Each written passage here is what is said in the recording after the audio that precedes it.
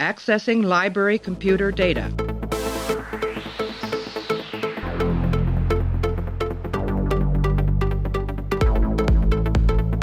Out there are no saints. Just people. Hey everybody, welcome back to the show. We're continuing our run through of Star Trek Deep Space Nine. Right now we're up to the episode called Homefront, episode 11 of season 4. It aired on January 1st, 1996. We moved into 1996 by now. Written by Ira Stephen Bear, Robert Hewitt Wolfe, directed by David Livingston. In this episode, Sisko is recalled to San Francisco after a terrorist bombing reveals that Changelings have reached Earth. Clay, how are you? Good. I would like to assume that travel here is entirely by transporter. Otherwise, the writers don't understand how Earth works. Mm-hmm. Distances, you mean when they sort of travel around Earth? Yeah, because he's like, I'm going to San Francisco, and his dad's like, well, don't forget to swing by Louisiana. And then O'Brien just is like, you know what? If you got a spare second, if you wouldn't mind checking on my parents in Dublin, that would be great.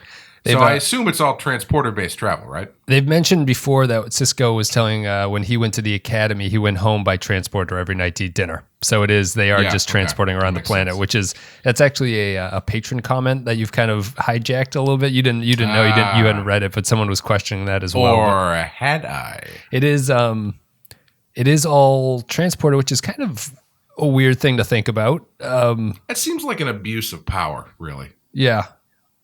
A lot of crime, you'd think, would be useful that kind of way, but maybe they've gotten around it. I didn't even think about that. Do they? Oh, that would be great. Do they ever do something like that? Probably not. Huh? No, I don't think so. Because it's so limited. Like, you never get to Earth and you never see the transporter, so it's one of those things that never really sticks around. Well, it's like that joke in Breaking Bad where he's talking about Scotty beaming all the food out of Chekhov's stomach so he can win a pie eating contest.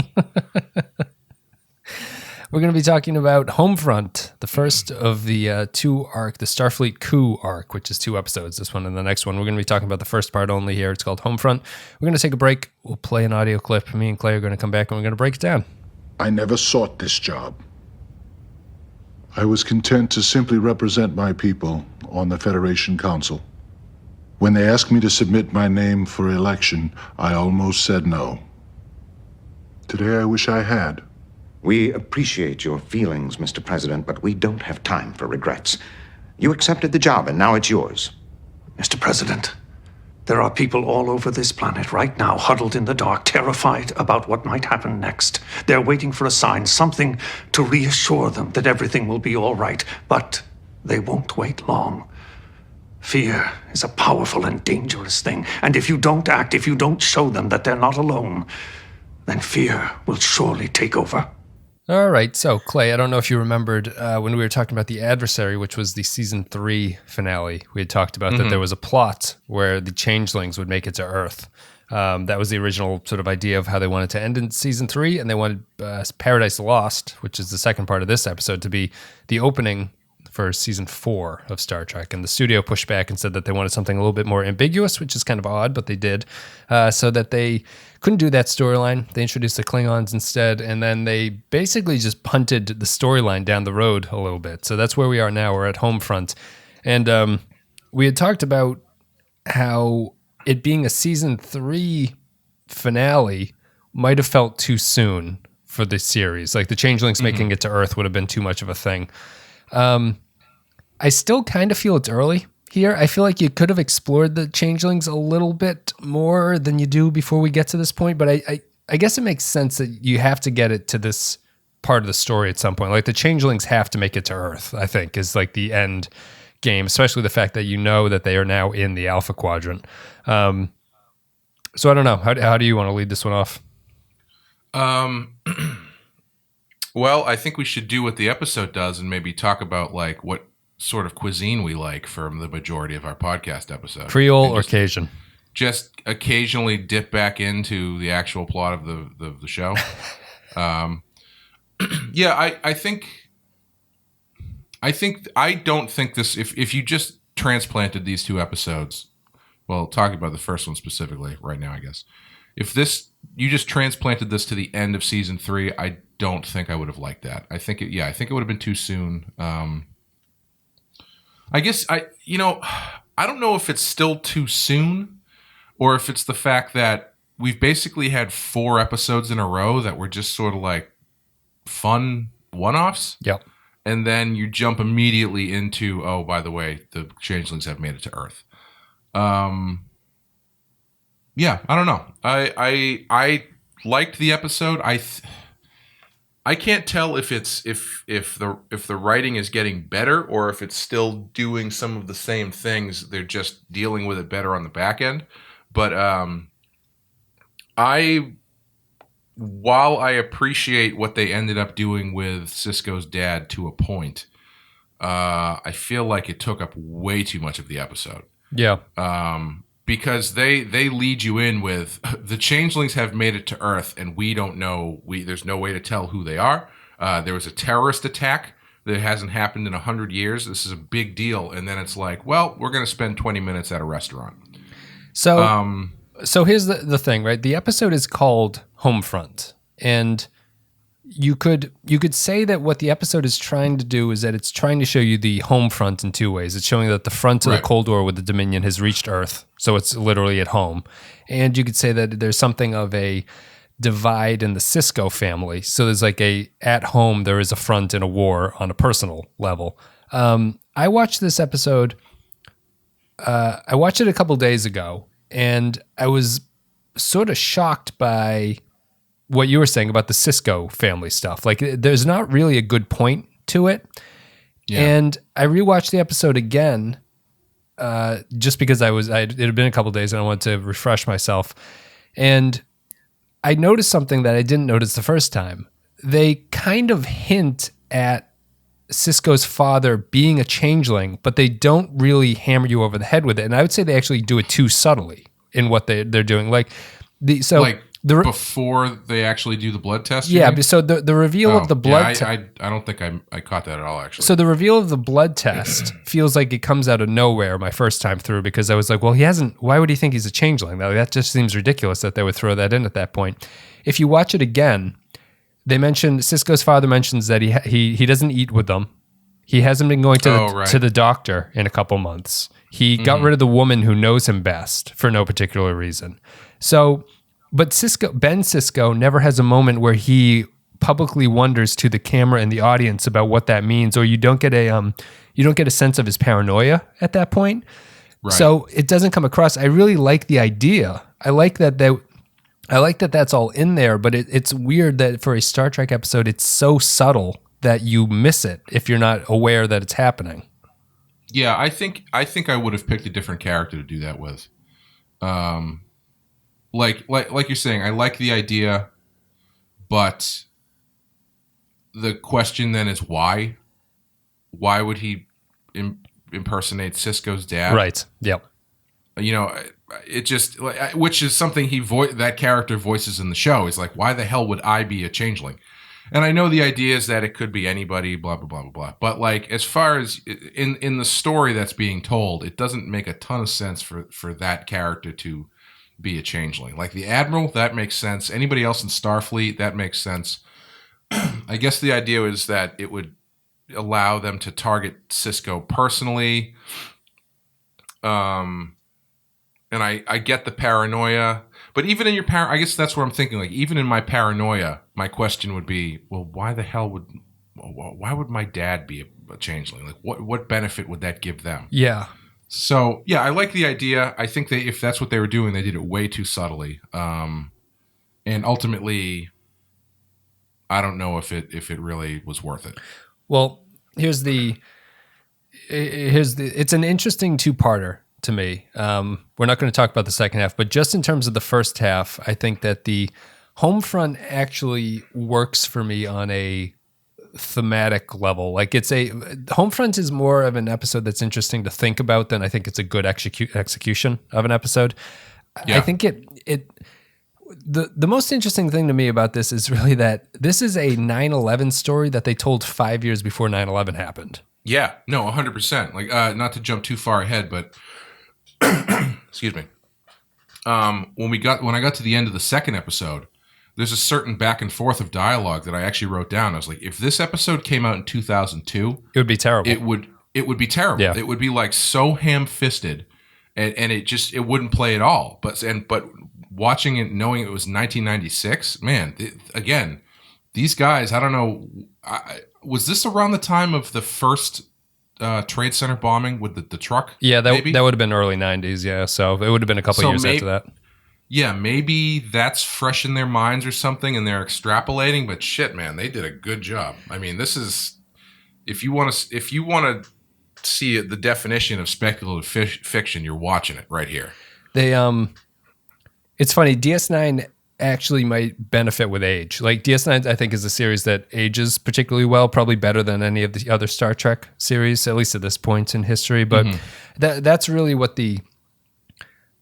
how prescient they were with basically an identical to 9/11 thing happening. Yeah. Which, terrorist attacks were happening in the 90s. So it's not like 9/11 was the first time that ever happened. But the scale of the response is scale to what 9/11's response was from the U.S. government.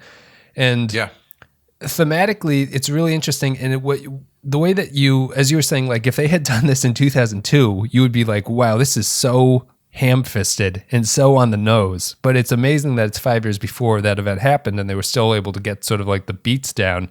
The weird thing about it is that in a post 9/11 storytelling of this, you couldn't really have Sisko take the perspective he does in this episode. Homefront is all about Sisko buying into we need to do something about the Changeling threat. We need to take drastic measures here.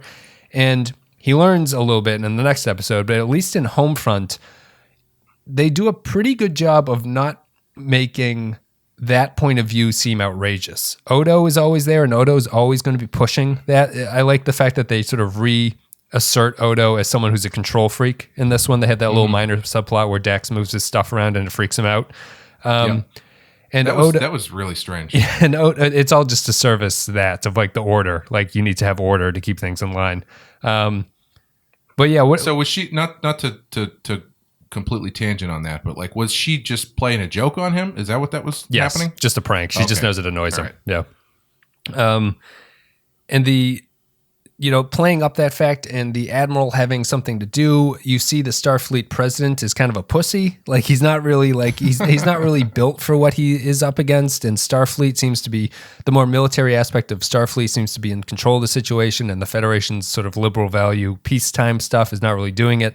And Sisko has that point of view the entire way through. And it's really fascinating because you couldn't do that post 9/11, I don't think, because that person would come across as ignorant to the outcome, but because this is pre 9/11, you can explore how that would happen in a way that feels interesting and realistic to the audience.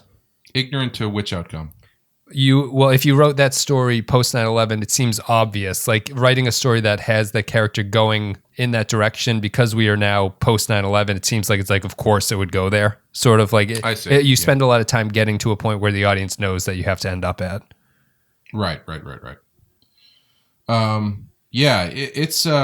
It's really fascinating because it's not even like it's, I kept thinking about that scene from Spider-Man, the first Spider-Man movie where I think it's after he saves like the trolley car or something and the Green Goblin's flying at him, and then Green Goblin just starts getting pelted with like rocks and bricks and stuff. Yeah. And the pans over and there's a bunch of people on a bridge and they're like, if you mess with New York, you mess with one of us, you mess with all of us. And it's like, okay, I understand the era where this came out, but this is not going to age super well. Right.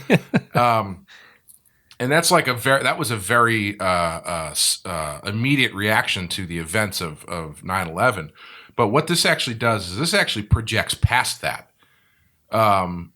So it has the terrorist attack, but then it projects into the profiling aspects. And like if this came out, if this first half of this came out like in January of 2002, I think it would get a huge negative reaction. Probably. Yeah. Like not in the same way that the second half has that like, kind of really hit a nail on the head thing. But I think the idea that what they're doing is presented as a negative, I think would be pushed back on quite a bit. Yeah. Yeah. And And the fact that they are projecting past the actual event into the inevitable fear and profiling and possibility of martial law and all that kind of stuff. It's really fascinating to look at. Yeah, they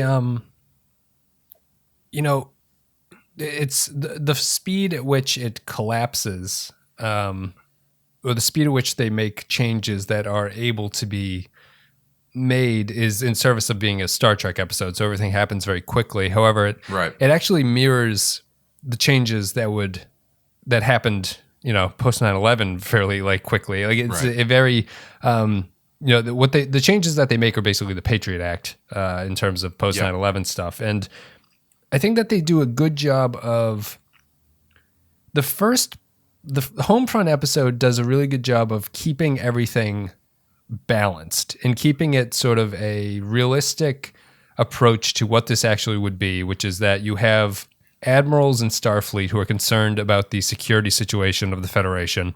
You have the bureaucrats who are anxious about how the people are going to feel and that they don't want a military coup to happen and everything. So you have this sort of conflict there that is balanced, makes sense, and you understand the perspective of everybody. And we'll talk about it more in Paradise Lost, but I feel they lose that a little bit. But Homefront, it's very strong. And I think that it's more interesting because the thematic stuff about what they're talking about is superior to any of the character work. In the case of the Sisko family, it overshadows everything because I don't really care about the Sisko family for any reason. But the idea of Odo pushing his security measures and Leyland having his sort of take on the whole thing, it feels very, what's the best way to describe this? It just feels very of a larger picture in a way that despite the production cost, I think of the episode is actually too low for what they're trying to get across here. But the idea propels along further than the actual execution does in terms of the sets and the characters and everything. But the ideas are all there. Yeah. And just to kind of go back to, when it came out, I think watching this in 1996, I think it would feel a lot more like sci-fi, because they progress so quickly. I think the reaction could be, oh well, yeah. I mean, obviously, it wouldn't happen like that. This is kind of like a worst case scenario kind of thing. The freakiness of it is when you watch it now and you go, that's basically what happened. Yeah. And maybe like you said, not that quickly, but essentially, this is exactly how things went. Yeah.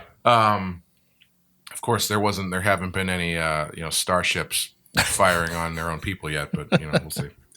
Give it a couple of years. We just missed the boat on it. I know that's the impressive thing about it, and I think that maybe Homefront might actually hold up better nowadays than it would when it came out. I mean, I think that but my problems with, I guess it'd be good to get the problems that I have out of the way with the episode. I think it's something that the production side couldn't keep up with. They were running low on money at this point, and they felt that they kind of. But they had a sweet alligator. So how can we use this alligator in a very prominent central way? Dig around for something on the other sets and bury it into your set. But there's no money for the show at this point. Or at least they're running behind schedules. So they have to scale back a little bit.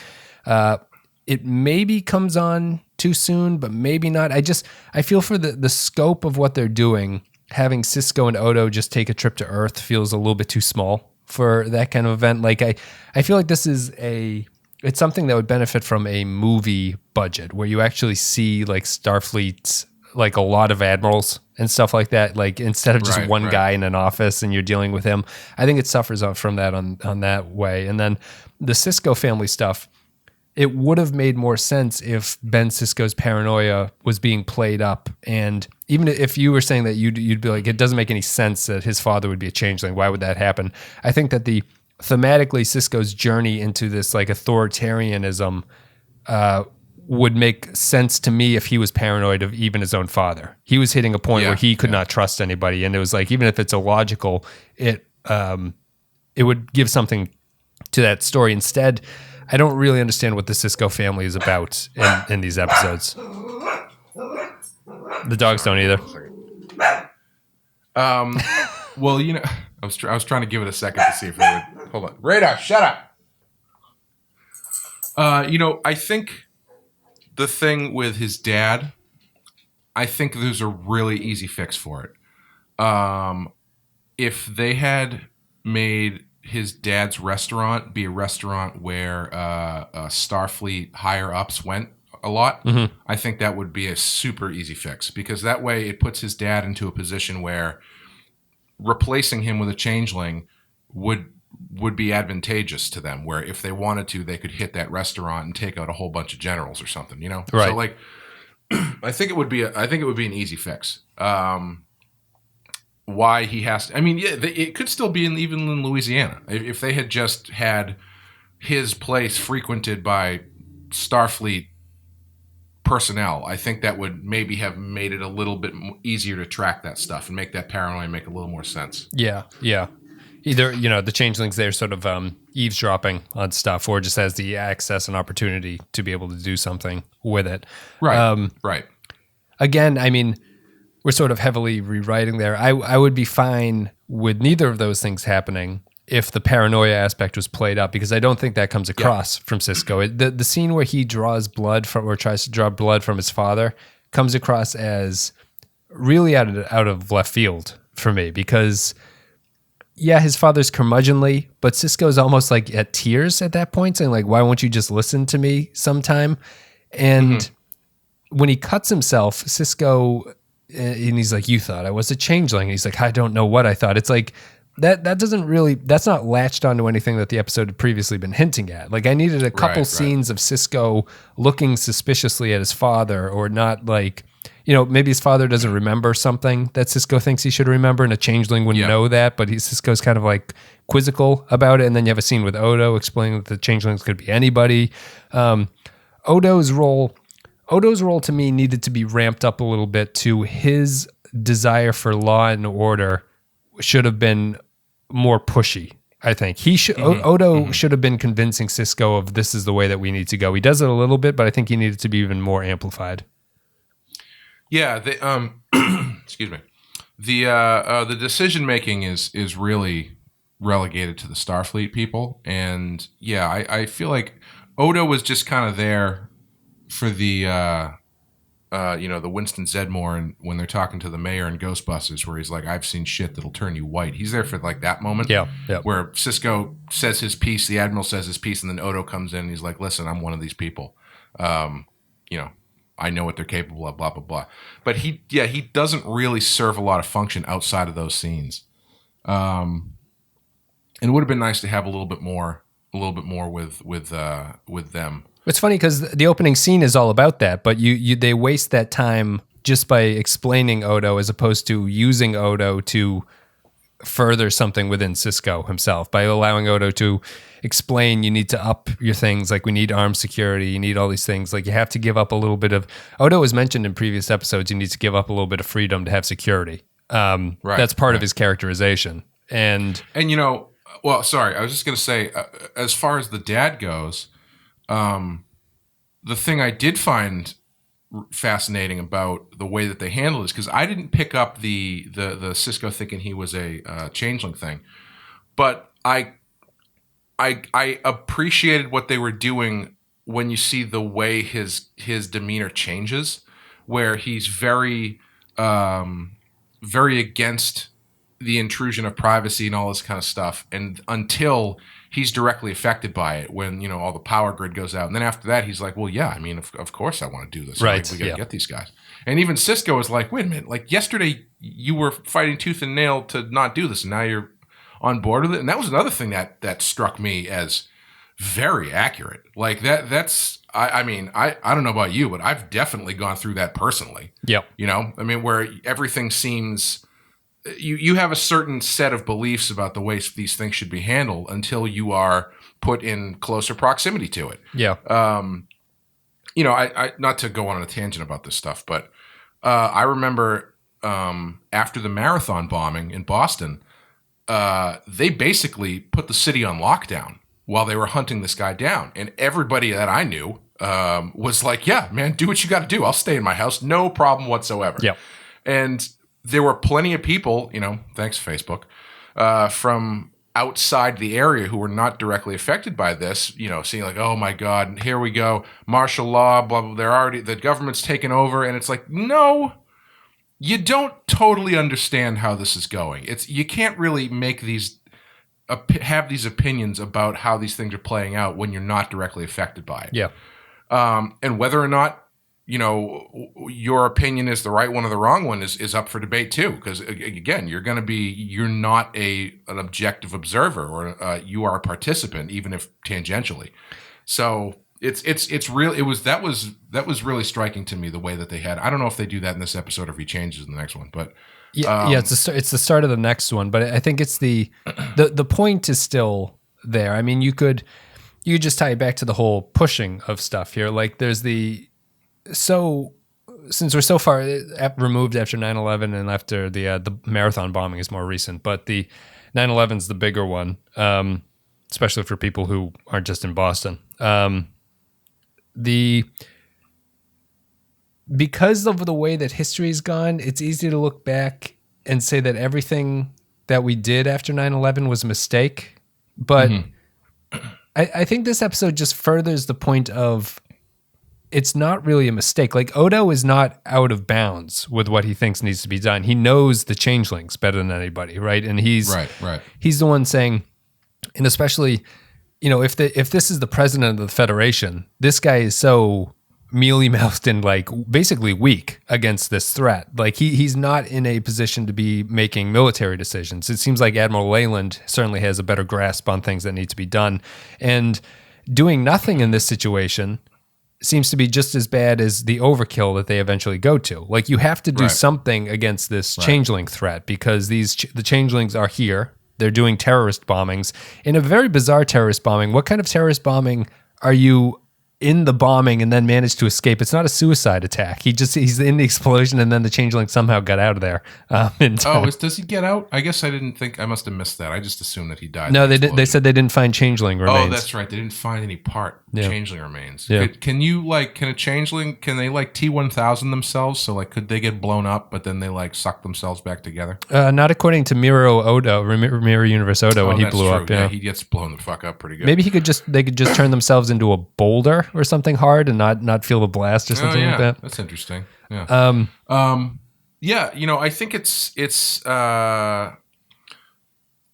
one of those things where they do a good job of presenting two arguments where, if you are thinking about them logically, neither one of them is wrong. Because if you look at what Sisko wants to implement, he's not wrong. Like his tactics make logical sense. Yep. They don't make personal sense, but they make logical sense. And it's like the first thing I was thinking of there. It's like, oh, well, yeah, okay. Imagine if this terrorist, this changeling, right? The changeling set this bomb off because he turned into someone's shoes, and then they made it onto an airplane. Right. Well, then the logical thing is, well, now we have everybody take their shoes off before they scan their shoes. Like it's a very logical. What he's trying to do is logical, but it's a very extreme. It's dialed up to its extreme. Yeah, I think it actually grows, because I think when they start, Sisko is just saying that you do this for Starfleet officers who are basically at Starfleet command. So it's like a very high level type thing. To tie it into the airplanes, it would be like everyone has to go through the metal detector now. But then you start the way that the episode is, they keep amplifying it. Eventually, they have people armed guards on the streets, and they have people blood testing randomly on the streets. And that ties in so now traveling by airplane. Everybody's got to take their belts off.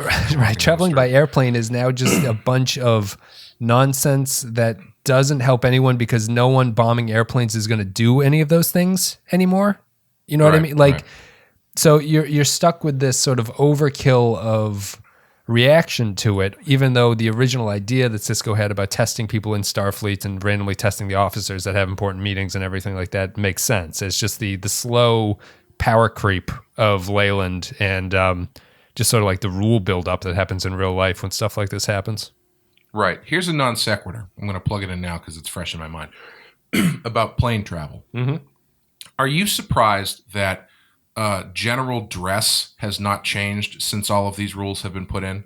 Like, doesn't it feel like, I mean, the reason I say that is because I was flying recently, and every time I go to the airport, half of me thinks, I'm surprised more people don't just like not wear belts or wear slip-on shoes or something like that.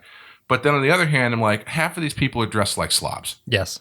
And so I'm kind of surprised there hasn't been some like middle ground where it's like, yeah, everybody, there's like I'm surprised there's been no like advertising movement for like plain based wear where it's like comfortable slip-on shoes, pants that don't need a belt, these things that you can put all your things in this one thing and slide it through, that one of those kind of things. I'm kind of surprised. It's been long enough that you would think that the trend would change, but I guess it's nice that people just seem to go along with their their business. They just got to take their shoes and belts off when they get on a plane. I mean, that's but there's still stubbornness. What's that? There's still 50% of people who are like, what do I have to do? Take my shoes off? Why do I have to take my shoes off? That's the other thing. Most people still don't there are people who I'm sure fly like once a month who still don't remember that they have to do right. Yeah. So maybe it's just like ignorance and stubbornness is working to the benefit of remaining an individual. I don't know. But even if you have never flown by an airplane, I feel just by living in the culture, that taking your shoes off is something you have to do with the airplane security line. It's like it's just one of those things that's in the ether. But I don't know why. I would rather go with a belt than wear sweatpants and flip-flops on the airplane. Same. Yeah. Yeah, because you don't want to look like an asshole. Right, yeah. You just you don't want to be that guy who's just like either, just wearing the inappropriate gear when you're sitting, ass to ass with people on the airplane that you don't know, rubbing against them, yeah. I think it probably has changed for people that fly a lot. Like I know our buddy Jim, he flies a lot for his job, and he always wears slip-on shoes, not like, shitty shoes, loafers. Like nice shoes. Yep. Yeah, loafers. And he's got it down to like a science. So I'm sure that there are certain people who fly a lot that don't have like the pre-check stuff that lets you just walk right through, that people who still have to go through all the bells and whistles that do have it down to some sort of like science. Like even now I've, when I'm sorry, this is turning into a podcast about plane travel, but I used to, fumble for shit and be like, oh, I forgot I got to take everything out of my pockets, blah, blah. But now it's like I just put everything in my sweatshirt pocket, take that off, one thing into the thing, and you're like it's you adapt. But that is assuming you have to do it at all. But anyway, back to Star Trek. Homefront. I mean, sorry. No, it's. I kind of have a difficult time talking about this one. I think it's because we might run into this going forward a little bit, but I feel like the Paradise Lost will reveal a lot about Homefront, I think, but I don't want to compare it to Paradise Lost at this point. Mm-hmm. I liked Homefront. I thought it was fine. I thought that the ideas that they were going with were really great, and that because we're post 9/11, it's more incredible than anything that they actually did so much of this, like that they knew so much of or predicted so much of what could possibly happen. But the changelings on Earth is the fact that you don't really see any changelings in this. So they don't have a lot to do in this episode. You see the bombing guy, and then one of them imitates the admiral at some point. Binodo sort of handshakes him, and they fly away from each other. Right. The changelings are continuing this thing of the changelings are not really present, and the Dominion at large are kind of this way, that they're not really present in the storylines that are about them, which is really fascinating. Like it is purely the threat of the Dominion and what the changelings represent and what the Jem'Hadar represent that is causing everything. And it's such a unique Star Trek trope where all the other previous Star Trek villains are people that you see and interact with on the view screen and then you shoot at each other. Right. And what they did was like the nature of the changelings just really allowed the writers to nail 9/11 about like even down to just we'll assume this changeling is a suicide bomber. Like it's someone who sneaks in, you can't see them. There's no reason, they're not aligned with any nation state. They're just one of you who just walks into a situation and sets off a bomb. And the paranoia that comes from that, from not being able to identify your armies anymore. You can't tell who your enemies are because everyone in like a globalized environment is kind of the same. You're just walking amongst each other. There's no army invading other countries. and they were really, maybe it's just post Cold War stuff, but they really nailed all that stuff. And I think the nature of the Changelings was just a really smart idea there, where that they can be anybody, and that the true enemy could be sort of within, and it's the paranoia and it's the threat of what might happen, as opposed to actually anything actually blowing up, even though they do sometimes blow up. Yeah, somehow they managed to tap into the reality of this stuff in a show about shape-shifting aliens and space travel, more than, say, something like The Manchurian Candidate. Like, The Manchurian Candidate, while it's great, when you get down to it, it's about someone who's been brainwashed to be a Russian assassin who, when they hear a certain word, it triggers them and turns them into like a mindless killing machine. That is less believable. Like, you watch that and you go, okay, yeah, I mean, sure, I guess that's something you could be worried about if you want it to be. But then and it's all very Earth-based and realistic. But then you watch this and you go, no, shit, that's pretty much how it is. Right. That's very accurate. Minus the shape-shifting aspect, but it's very accurate.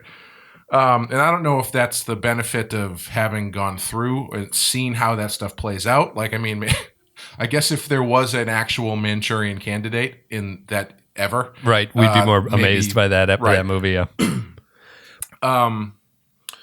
But I think that's the, if anything, you could say that this episode really accomplishes what Star Trek does when it tries to do best, which is to set up a real human experience in terms of this goofy sort of alien sci-fi stuff. Yeah. I mean, that's really what science fiction is supposed to do, right? Yeah, right. And it's remarkable just because they got so much of it right. And I do just want to repeat the point. If this came out post 9/11, this would be a terrible episode. It's funny how much credit you have to give them for almost being predictive of something and drawing up a situation that would eventually, only a couple years later, actually turn out, and you could compare the two. Like, and you're not even forcing the comparison, which is interesting. Like, it's not like a English major literary PhD person trying to shove like a square into a circle peg. Like, this is they line up so perfectly with each other. It's kind of remarkable.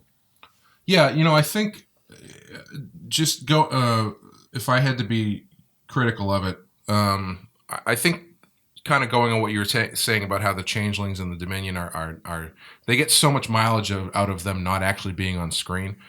I think the times that they are on screen in this episode are kind of a waste. There's only two, as far as I can tell, right? Yeah. There's the first one. Obviously, that's actually the bombing, right, and that one's effective. But I mean, when they find out that there was a changeling impersonating the Admiral, that should be a bigger deal. Yeah, like they should start, making sure, looking back on the decisions that the Admiral was making. Well, they do. That is the scene that directly leads into the president isn't doing all of our full measures. So it can be seen as they do amp it up at that point. Like, that is the point that they really start to go whole hog, and that's when the soldiers go out on the streets and everything, and they amplify the situation. Well, but I mean, like, I hope they blood tested that Admiral the next time he showed up, and there was no disputing of what he had done previously. Like, how long was this guy in impersonating the Admiral? Was he in any of these meetings previously? Stuff that they do with Sisko in the second episode, sort of a little bit. They don't really do with the Admiral. I think that the changeling scene in the next one is kind of similar, where I feel like it's a little bit wasted. But yes, yeah, I think like you were kind of saying, I think the benefit of these characters, specifically the changelings, is that they don't need to be on screen, because they could be on screen at any point. Right, exactly. They have the line here where they, you're the first changeling I've ever met, at least the only one that I know of, when they're talking to Odo. Yeah. Well, I think we talked for about 40 minutes, so I think we're just going to play an audio clip. Sorry, could I call out a couple things? Oh, yeah, go ahead. Before we go into the end. I found it weird that Sisko was being such a dick to Nog, because Nog, all he's trying to do is excel at being a cadet, and Sisko's being a real asshole. He's like, ugh.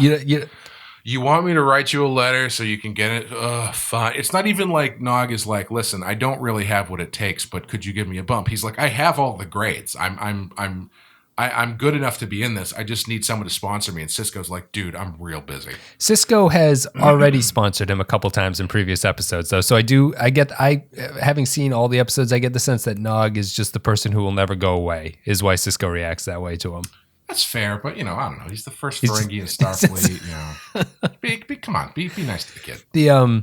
The Nog storyline is something that really feels like a waste of time in this episode. Yeah, I agree. Until you get to Paradise Lost. I think we could talk more about that in the next one.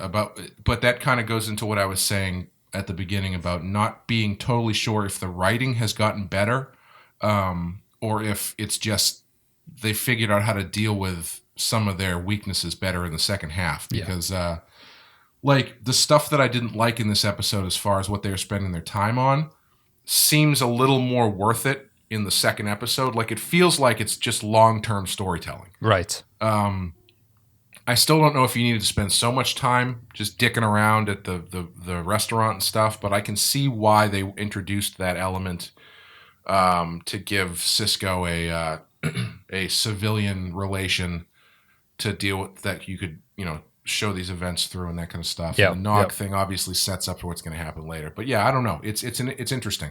I hadn't remembered when we had the episode where Nog goes away. You're like, so is that it? Is that the last we see of Nog? I didn't realize he basically comes back a couple episodes later. So it's not like you really miss him or anything. And the other thing I wanted to mention was I did really like Worf talking about the Klingon gods. Yeah, that's a great scene. Yeah. I think it's Kira talking about the prophets or whatever, and O'Brien is there. Yeah, yeah, and Worf is like, "We don't have gods because we killed them all." which makes perfect sense because it's like obviously the god of their religion is the warrior who killed God. Yes. Yep. And what I like about that scene is I feel that kind of really exposes the weakness of the Bajoran religion. Because in one sentence, Worf says more that's descriptive about the Klingon religion than the Bajorans have ever gotten across. Like that totally fits. And he doesn't have to use the word prophet to do it. Right. It totally fits that Klingon mythology would be like, God created us and then we killed God because we're better warriors than they are. And the Bajorans don't have a moment like that. It's really it's a pretty neat little line, I think, from Worf. I would have preferred that he did it very slowly in Klingon with dramatic music behind him. And the line's great too. He says they were more trouble than they were worth, which is a fantastic way to approach your gods. Did you have anything else, or do we want to move to the second one, which will kind of free up our hands a little bit in talking about this? Yeah, I think that's about it. That's all I had in this one. All right, we're going to play an audio clip. I'll read some patron thoughts, and then we'll give our final thoughts, and then we'll call it a day. The EMTs said he'd be okay, and they were right. It turns out it was just a mild stroke brought on by his arteriosclerosis. How's Jake handling it? He is very upset. He knows as well as I do that if my father doesn't take better care of himself... I found that when it comes to doing what's best for you, you humanoids have the distressing habit of doing the exact opposite. I can't argue with that. But what bothers me is that for a few moments there, I really believed that my own father was a changeling. A reasonable assumption, considering the circumstances. I don't care if it's reasonable or not. But when a son can't trust his own father... That's why my people came here. To undermine the trust and mutual understanding the Federation is built on. But what if my father's right? What if all our precautions turn out to be useless? Maybe they will. But that doesn't mean you should give up. My people are here. And you've got to fight them with whatever you've got. All right, everybody. So if you support the show on patreon.com/the Pensky File, you can leave your thoughts about upcoming episodes. We read them on the show. So now we're going to do that. Holly McLaughlin says, Homefront, seeing 3 generations of the Cisco family interacting and the tension between Benjamin's duties and his father's rights was wonderfully done.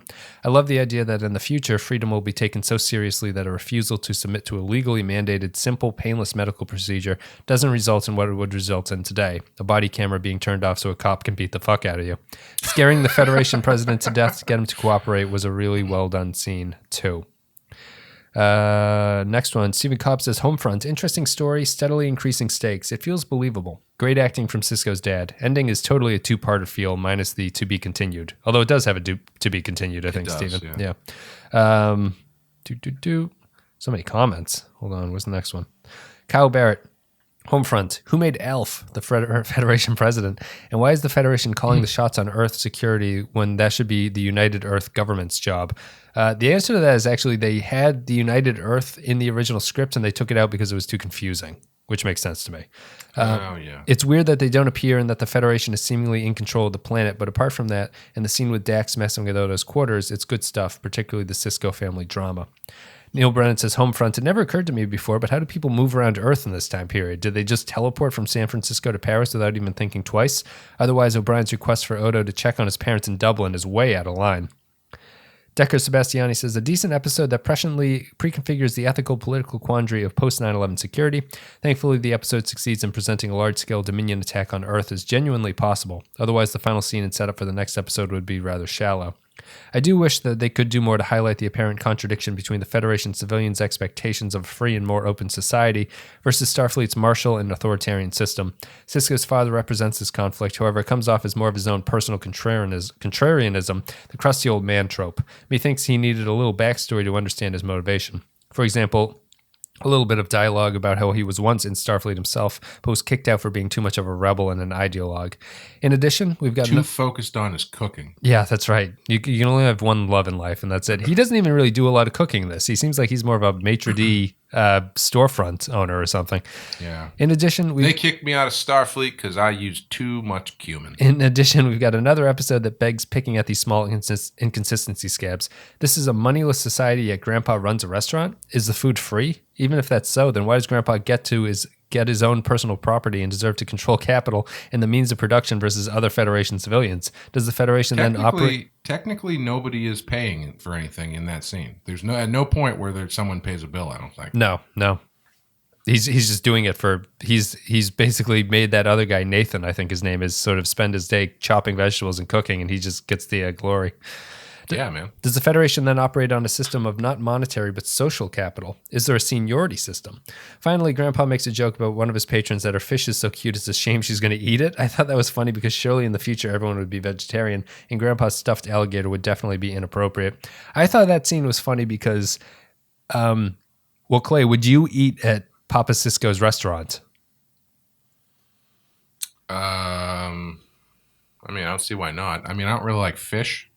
But I probably wouldn't. I don't like restaurants where the owner's coming up telling me that I'm lucky to be eating this thing because it's so good. He's like unwilling to give it to me. Yeah. I actually was thinking that was weird too, where he's like, "Don't bother looking at the dessert menu. If you don't get the bread pudding, you're an idiot." And then whoever makes the other stuff is like, "Come on, man.